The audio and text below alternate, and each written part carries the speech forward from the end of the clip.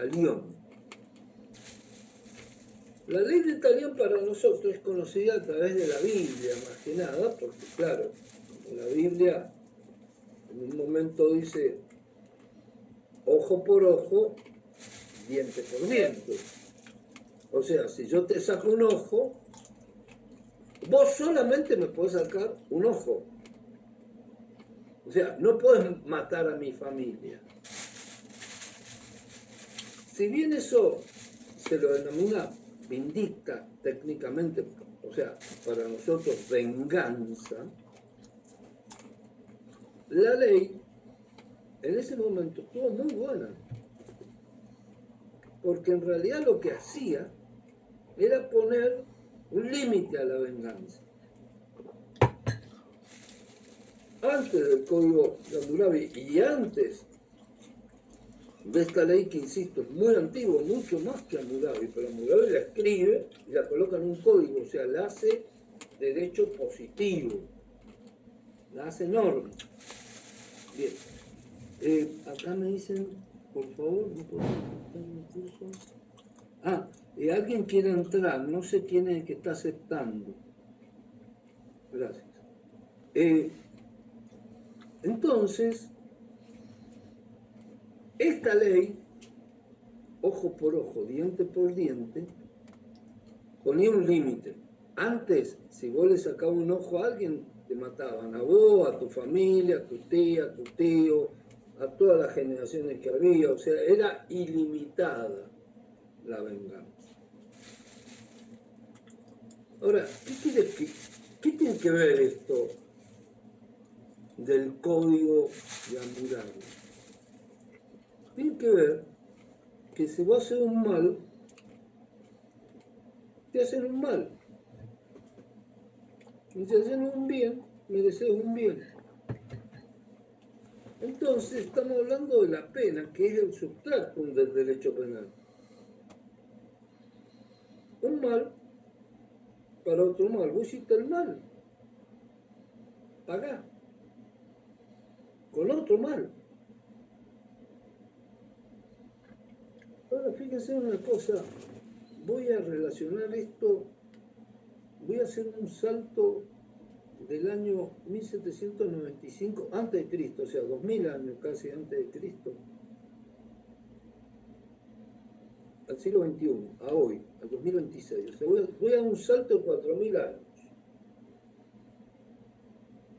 Si nosotros vamos y le preguntamos a la señora que está vendiendo empanadas en la plaza de Sucre, unas empanadas salteñas riquísimas, o le preguntamos a un señor que está vendiendo maní en la avenida del Prado en La Paz. Mire, señor, ¿le parece bien que una persona que ha violado a un niño le hayan dado 20 años de cárcel? Los dos nos van a contestar lo mismo. Nos van a decir, y me parece bien que el que las hace las paga, y la tiene que pagar. O sea, esto parecería que también tiene que ver con la cultura popular.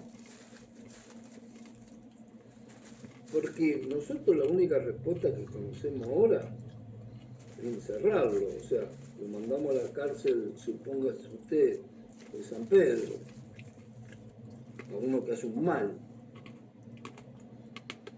Pero, como somos poéticos, le decimos, bueno, no, nosotros lo mandamos para rehabilitarlo.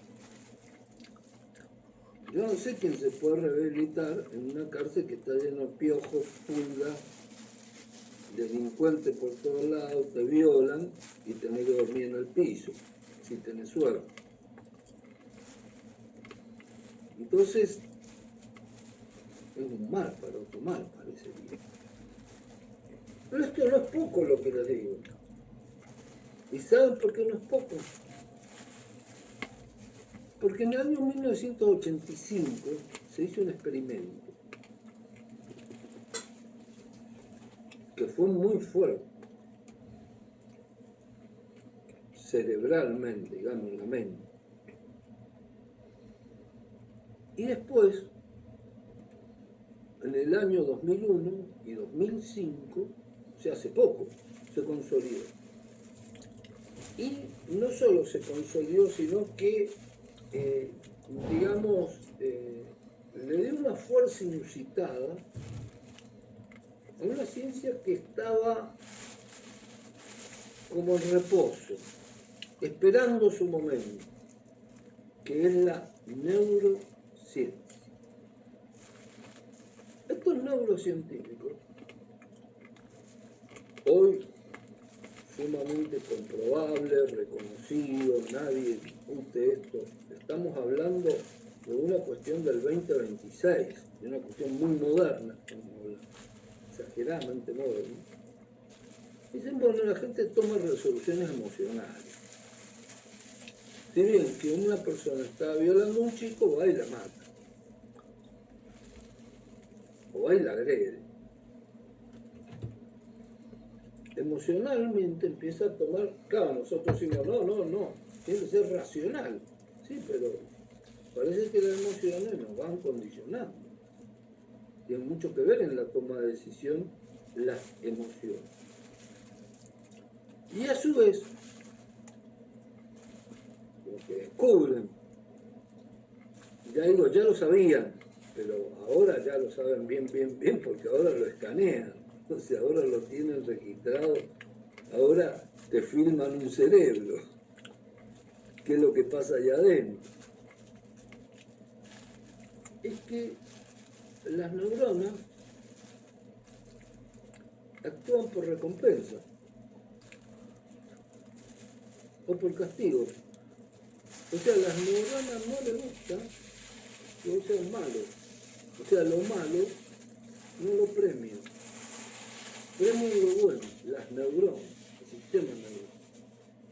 Recuerden ustedes que los neurocientíficos dicen en términos más o menos que somos hijos y nietos de nuestras neuronas y que para muchos de ellos, una gran corriente, sobre todo la corriente alemana, las neuronas nos determinan.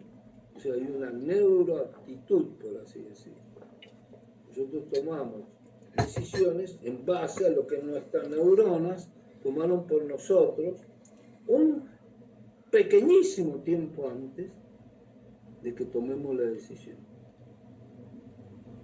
Después pasa por el lóbulo frontal, de esto nos vamos a encargar en una charla. Es decir, que hoy, 4000 años después, hay una ratificación a eso que se dijo ya en Hammurabi. Lo curioso es que Hammurabi tenía el código de Hammurabi, ahí entre tantas cosas también buenas, el principio de inocencia. Entonces decía, mire, nadie puede ser condenado si no había un juicio en su contra y ha tenido la posibilidad de defenderse. Fue un avance. Ahora ustedes me van a decir, ¿eso se fue cumpliendo? No, porque en realidad, cuando los persas llegan a dominar todo el Asia prácticamente, deciden pasar de un pueblo muy conquistador, Darío y todo eso. Deciden pasar a Europa. Y cuando pasan a Europa, van al Peloponeso, es decir, a Grecia. Una península hermosa que a su vez tiene unas islas hermosas. Y ahí se produce un quiebre en la civilización, muy importante, muy loco, muy loco.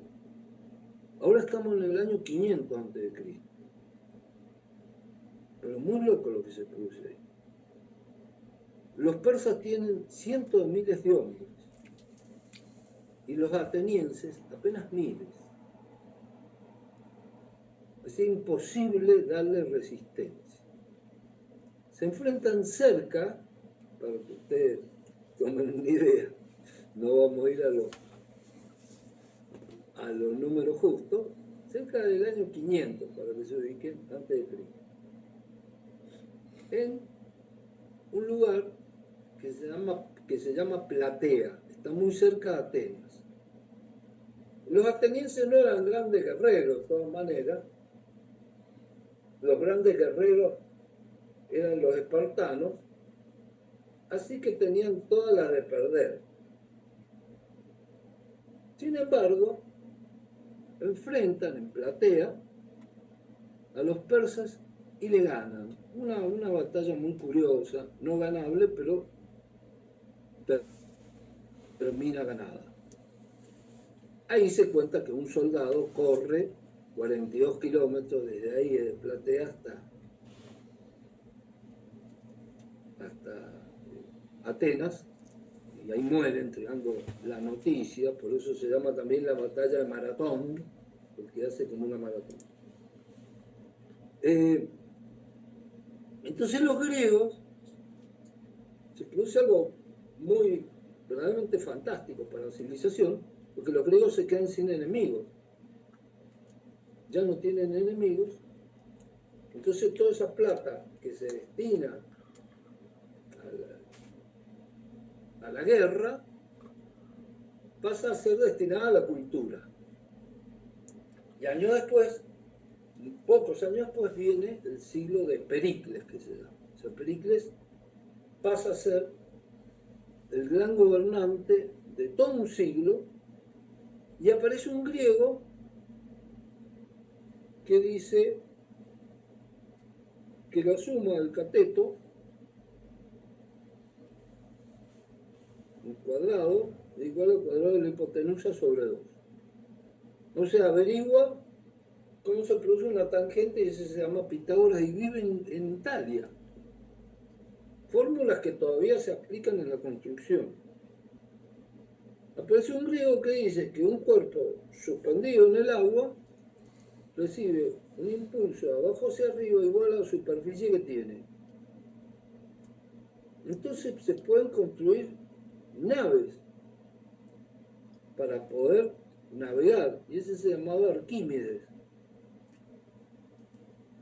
Aparece un griego que mira con exactitud, exacto, prácticamente le pifia por 15 kilómetros, pero convengamos que es exacto, la circunferencia de la Tierra, diciendo que la Tierra es redonda y mide tanto. 279 años antes de Cristo. Y aparecen los griegos que piensan. Y todo este cuento se los digo porque seguimos pensando igual que los griegos. Estos griegos que piensan son muchos, geniales, tienen escuelas por todos lados, los estoicos, los epicúreos, los cínicos, los pitagóricos, que son muy importantes. Pero de estos se destacan tres. Uno de ellos se llama Sócrates, que es el que menos, el fundador, pero el que menos peso tiene a esa corriente de estos tres grandes campeones, digamos, son los que suben al podio. Sócrates, que como no escribe, no puede dejar prácticamente un sistema, aunque lo tenía, pero si vos no tenés un sistema no podés explicar. Entonces uno de sus discípulos, que se llama Platón, lo hace hablar, y él se involucra en un sistema, en el diálogo. Lo de Sócrates era la mayéutica. Es decir, que al conocimiento de Sócrates le suma su conocimiento, y atrás va a venir la bomba, lo que nos va a reventar la cabeza a todos, y a todos los penalistas, y a todos los juristas, y a todos, vamos a pensar de una manera, nos va a formatear la cabeza. Aristóteles. Aristóteles nos va a enseñar a hablar, nos va a enseñar discurso, nos va a enseñar a argumentar, a motivar, a dar explicaciones en una sentencia, a hacer un silogismo. ¿Qué importa esto? ¿Dónde está la magia de estos tres fantásticos? En que Sócrates nos deja un mensaje muy lindo, en que tenemos que dudar, saber dudar. Y que para poder dudar, lo que tenemos que hacer nosotros, para poder tener esa capacidad de la duda, de la pregunta, de indagar, la pregunta muy buena para los momentos de hoy, en lo que es todo el sistema acusatorio, el sistema adversarial, buenísimo. En la oralidad, ¿no? Saber preguntar. Pero él apunta a que vos te tenés que conocer vos mismo. Si vos no te conocés vos, no podés conocer el resto, ni conocer las cosas que suceden. Y a desconfiar. Casi les podría decir que dice, no lo dice, pero desconfía y acertarás.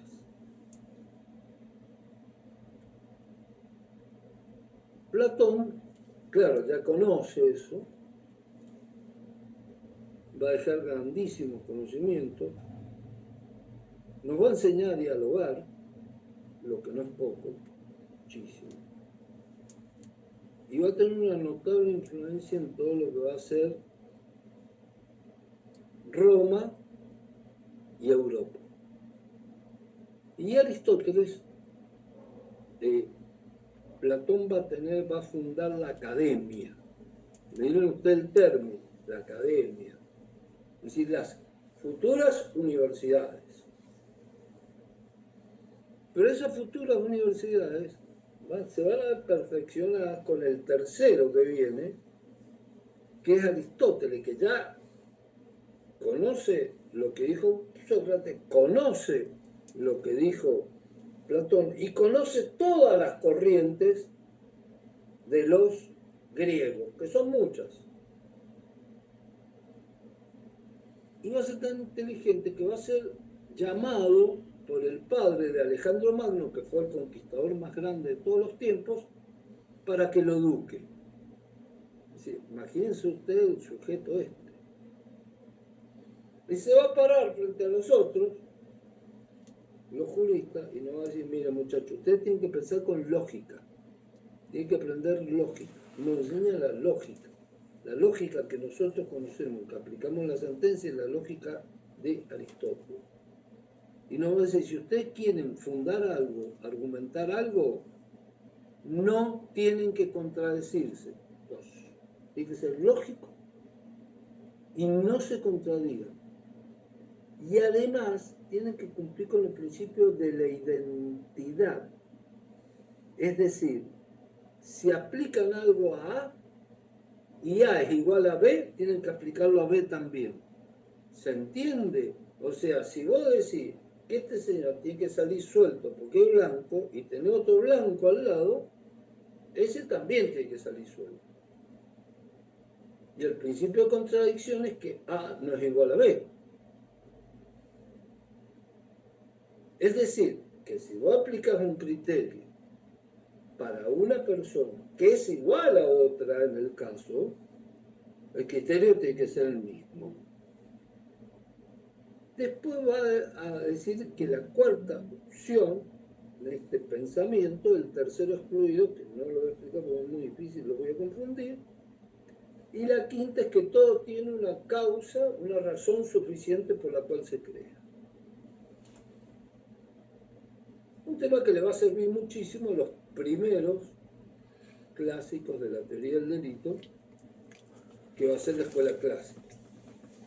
Todo tiene una razón. Estos griegos van a controlar, digamos, el conocimiento en el mundo. Claro que Grecia, insisto, no era Grecia, no van a creer que Grecia era donde está ahora. O sea, había un griego que vivía en el Líbano, y otro que vivía en Palmira, en Siria, y otro griego que vivía en Egipto, como Aristóteles. O sea, los griegos estaban por todos lados, en Turquía, y también estaban, por supuesto, en Italia, sobre todo en Italia. Con el tiempo, los griegos se van desgastando, se enfrentan entre ellos, se desgastan, y va creciendo un pueblo muy, pero muy combativo, que se van a llamar los etruscos, y que van a habitar la península itálica, o sea, Italia. Y estos van a ser un poder de muchísimos años, o sea, totalmente imperial, es un imperialismo atroz, muy salvaje, muy agresivo, pero muy buenos pensantes en el derecho. O sea, nosotros nos van a dejar muchísimas cosas importantes para el derecho. El asunto es que en un momento estos italianos, estos itálicos, estos etruscos, estos romanos, con capital en Roma, van a ser atravesados por el cristianismo, que nace aproximadamente unos 30 años después de la muerte de Jesús. O sea, Jesús no se llamaba Cristo, sino que pasa a llamarse después Cristo. O sea, él se llamaba Jesús. Y claro, ustedes me van a decir, bueno, profesor, pero usted no puede dar una clase de teología. No, estoy dando una clase de historia. Ustedes pueden ver libros sobre Jesús histórico en el cual escriben historiadores judíos, o historiadores árabes, o historiadores ateos, o historiadores griegos, sobre la existencia de Jesús.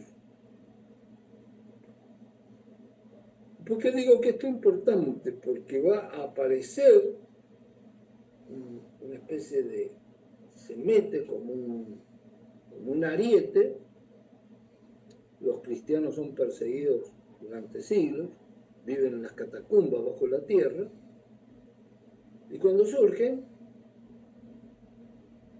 se impone con Constantino la religión católica. Es decir, un emperador toma la religión católica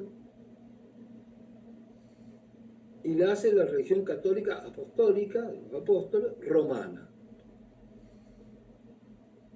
No, te me vas a decir qué tiene que ver con el derecho penal. Y tiene que ver que hasta ahí había un derecho penal. Ahora, a partir de ese momento, va a existir un derecho penal paralelo, que va a ser la Inquisición, el año 216 después de Cristo.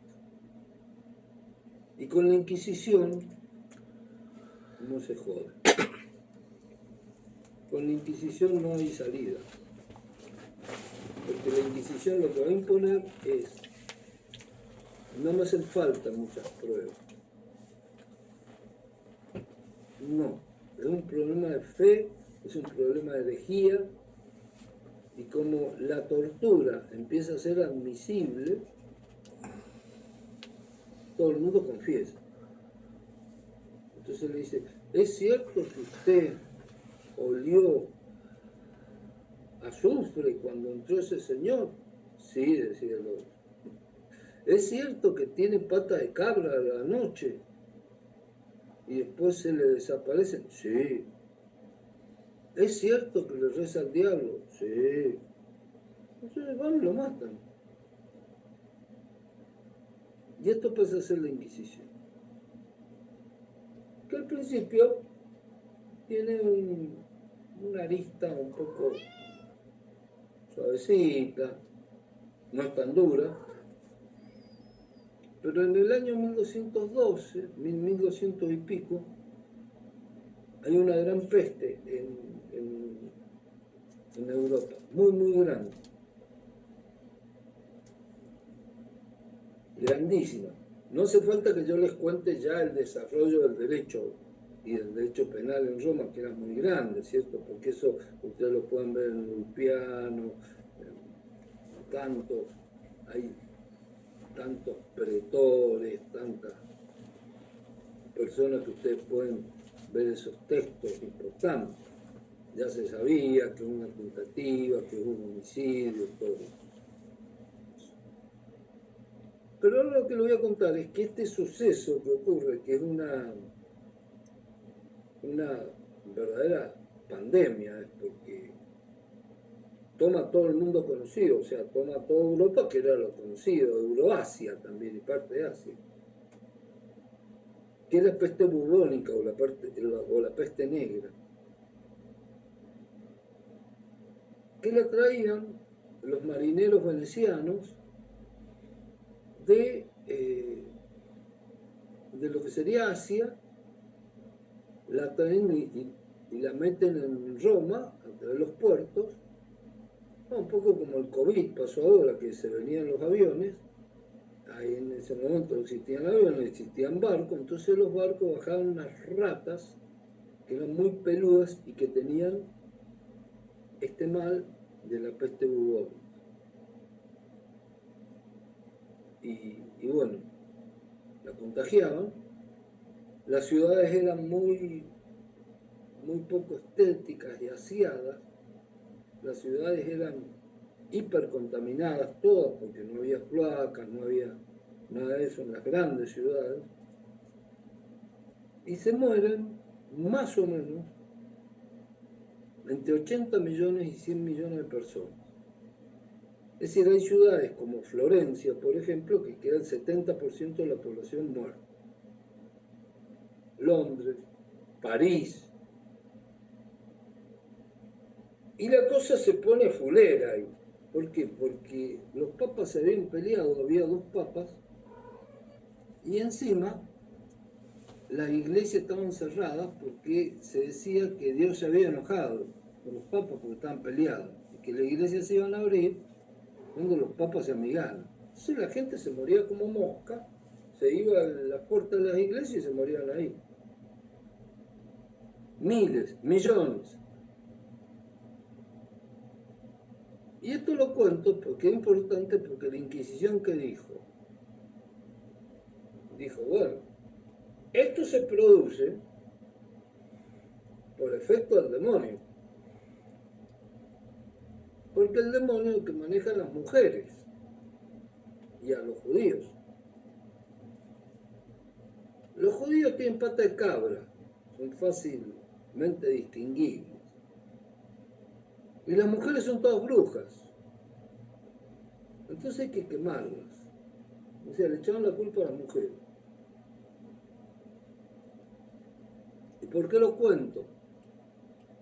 Porque esto es el derecho penal de autor puro. Las mujeres como seres vulnerables tienen la culpa, los judíos que eran vulnerables tienen la culpa, los gitanos tienen la culpa y ni hablemos de los negros. Si apareció un negro, peor todavía. Había que quemarlo. Porque eso los había traído el diablo. Es más, si ustedes toman en el tiempo, son más de 50.000 mujeres que van a la hoguera, una de ellas, sobre el final, es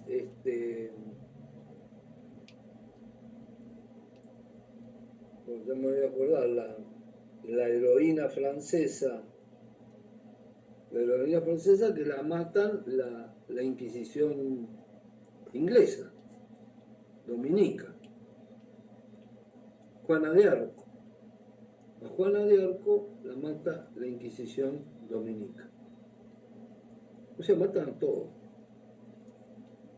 Pero para eso, en el año 1400 y pico, se inventan, dicen, che, estamos matando mucha gente, queda mucha sangre, acá hay mucho lío, estamos torturando muy fuerte. Entonces inventan un código que se llama el Malleus Maleficarum, el primer código de procedimientos de la Inquisición. Entonces, ¿cómo torturar? No tenés que producir sangre, tiene que haber un médico, no importa que se muera el tipo, pero tiene que haber un médico en la sala. las torturas que van a venir ahora van a ser las más conocidas, el potro, etc. Todos estos temas van a decir, pero profesor, ¿esto es cierto? Y bueno, miren, una de las últimas inquisiciones,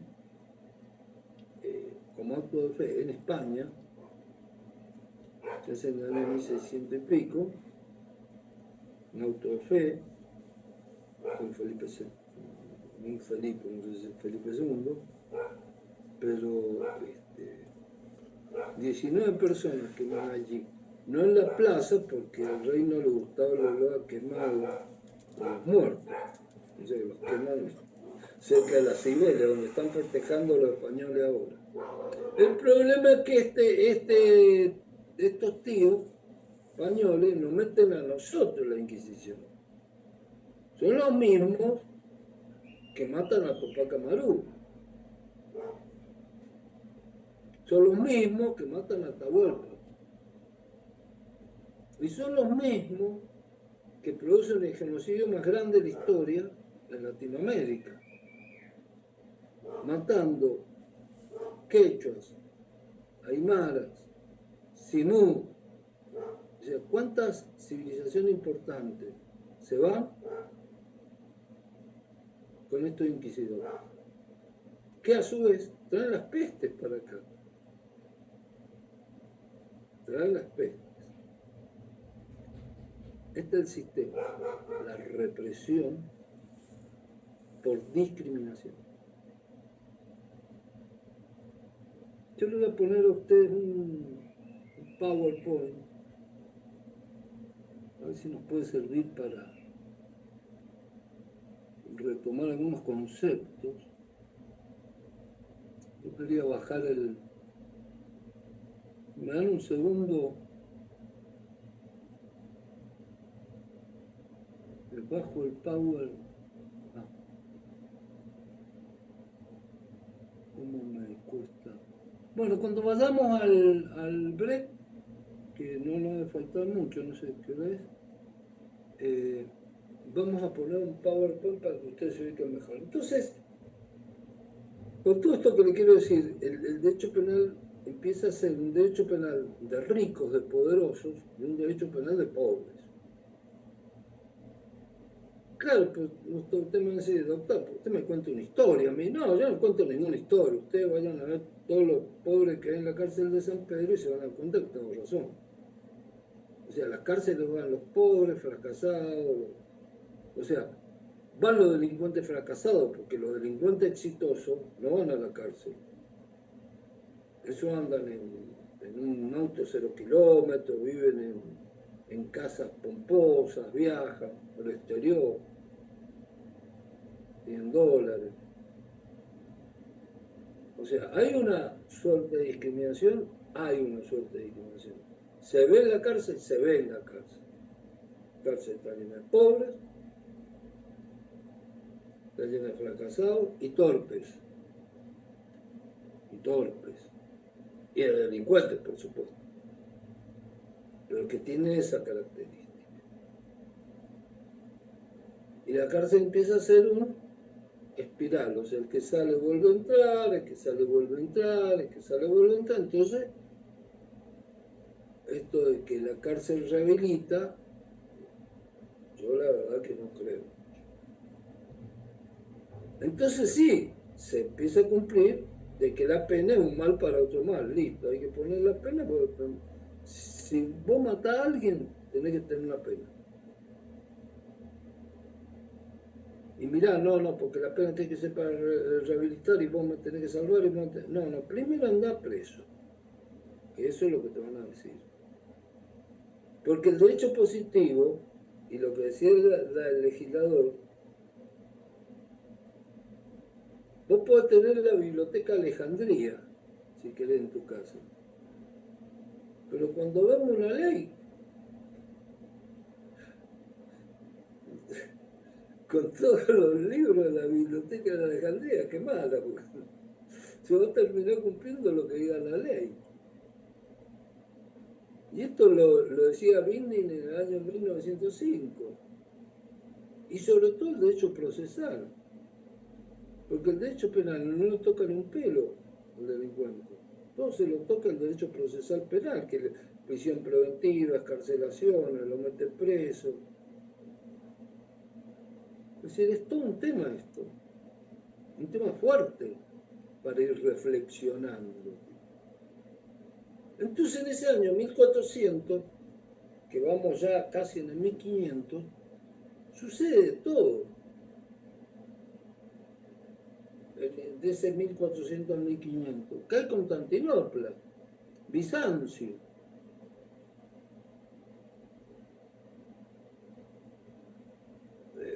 Una ciudad imposible que caiga, todo sitiado durante siglos y siglos y siglos y nunca cayó. Quiere decir que los árabes entran en el Mediterráneo. Y no solo ahí, ya habían entrado por el otro lado, por España en el 711, o sea que ya los árabes están. Le aclaro que los árabes traen a Aristóteles.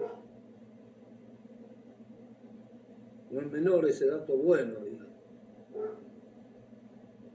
Y van a enfrentar a los españoles que defienden la península, y los españoles lo van a sacar en el año 1492, produciendo una masacre en los árabes, que los matan a todos, y ya que estamos, por el mismo precio, matan a todos los judíos. Salvo que se conviertan. Los judíos se la ligaban siempre. Sea contra ellos o no sea contra ellos. Esos reyes son los que mandan a Colón, pero porque se creía que Colón iba a ir a la India y iba a traer. Es decir, todo es un problema de navegación, todo es un problema de plata. Como ahora, cuando se pelean por el techo de Hormuz, se están peleando por la navegación, por quién maneja las rutas. Y cuando Colón viene acá, hace lo mismo que hacían todos los conquistadores. Matar, matar, matar para conseguir oro, conseguir plata, conseguir recursos, y todos esos recursos le iban dando más recursos, más recursos, más recursos, hasta que se encuentran la lotería los tipos. En un momento a otro se sacan la lotería. Se encuentran el cerro ahí en Potosí y ya dicen, bueno, con esto hacemos todo el barroco español, ya vivimos todo, tiramos manteca al techo con toda esta plata que tenemos acá. Plata digo en el metal, ¿no?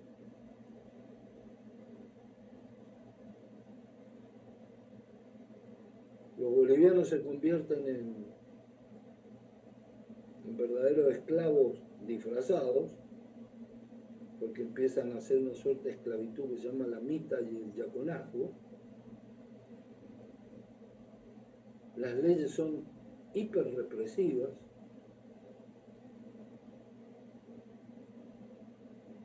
Aparecen las encomiendas y los encomenderos. O sea, yo te encomiendo este boliviano a vos, te encomiendo este peruano a vos, que no eran ni bolivianos ni peruanos, eran quechua, aymara, guaraníes. No pudieron mucho con los guaraníes, por eso a eso sí que los mataron feo. Pero había, por ejemplo, el pincho que se ponían las mujeres, las collas acá, en el pelo. Una mujer que usaba un pincho, que se llamaban topoy, la metían presa, porque podía ser un arma, el pincho. Entonces estas leyes represivas de los españoles hicieron que una inquisición fuera a Lima y la otra inquisición fuera a México.